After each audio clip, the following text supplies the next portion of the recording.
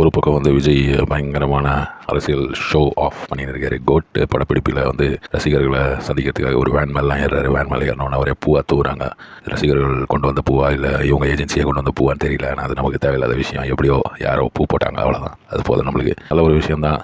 தமிழக வெற்றி கழகம் பயங்கர வெற்றிகரமாக ஒரு வாரம் ஆக போகுது போல இருக்குது. இப்போ இதே டைமில் வந்து உதயநிதி ஸ்டாலின் அவர்கள் வந்து அவருடைய அரசியல், அவர் வந்து பவரில் இருக்கிற அரசியல்வாதி, இவர் இன்னும் பவருக்கு வராத ஒரு அரசியல்வாதி. உதயநிதி ஸ்டாலின் வந்து ஒரு அறிக்கை விட்டுருக்காரு. அதாவது ஓபிஎஸ் இபிஎஸ் இவங்க 2 பேரையும் தாக்கி ஒரு அறிக்கை விட்டுருக்காரு. ஓபிஎஸும் இபிஎஸும் பேசிப்பாங்க, அவங்கள வந்து அடிமை கூட்டம் அப்படின்னு வேற சொல்லிட்டாரு.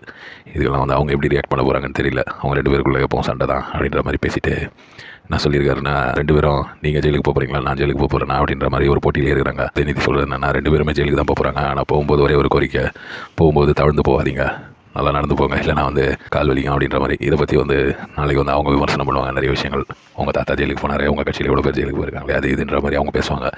அதுக்கு ஒரு வழி வச்சுட்டாரு. அவரே தான் பேசியிருக்காரு இந்த டைலாக. இதை பேசினதுனால அவங்க வந்து சும்மா விட மாட்டாங்க. எப்படியும் இந்த மாதிரி அரசியல் விஷயங்கள் வந்து சூடு பிடிச்சி எப்பவும் சூடாக தான் இருக்கும். நம்ம தமிழ்நாடு அரசியல், இந்தியா அரசியல் இது வந்து இப்போது எலெக்ஷன் வர்றதுனால இன்னும் கொஞ்சம் சூடு பிடிச்சிருக்கு. இதில் வேறு அரவிந்த் சாமி வேறு அறிக்கை விட்டுருக்காரு. அவர் வந்து ஒரு இன்டர்வியூ மாதிரி கொடுக்குறாரு. அதில் என்ன சொல்கிறாருன்னா, நான் வந்து இப்போது விஜய் எனக்கு பிடிக்கும், இல்லை ரஜினிகாந்த் எனக்கு பிடிக்கும், இல்லை எம்ஜிஆர் எனக்கு பிடிக்கும்ன்றதுனால நான் அவங்களுக்கு ஓட்டு போட மாட்டேன். அந்த மாதிரி ஓட்டு போடாதவங்க நிறைய பேர் இருக்காங்க. ஒரு நடிகனுடைய ரசிகர்கள் எல்லாருமே ஓட்டு போட்டாங்கன்னா அவர் கண்டிப்பாக ஜெயிச்சிருவார். அந்த மாதிரி ஒரு அர்த்தத்தில் பேசியிருக்காரு. அதே மாதிரி விஷயம் தான் வந்து பலரும் பேசியிருக்காங்க. இப்போ சிவாஜி கணேசன் அவருக்கு வந்து எவ்வளோ பெரிய ரசிகர் கூட்டம் வந்தது, ஆனால் அவரால் வந்து ஜெயிக்க முடியலையே. டி ராஜேந்திரன், அதே மாதிரி விஜயகாந்த், இந்த மாதிரி பலரையும் வந்து சுட்டி காட்டி பேசின்னு இருக்காங்க. இப்போ விஜய் பக்கம் வந்து காற்று கொஞ்சம் கொஞ்சமாக திரும்புது. இது வரைக்கும் யாரும் அவ்வளோ விமர்சனம் பண்ணல. இனிமேல்ட்டு வந்து ஆளுங்கள்லாம் விமர்சனம் பண்ண ஆரம்பிப்பாங்க அப்படின்னு நினைக்கிறேன்.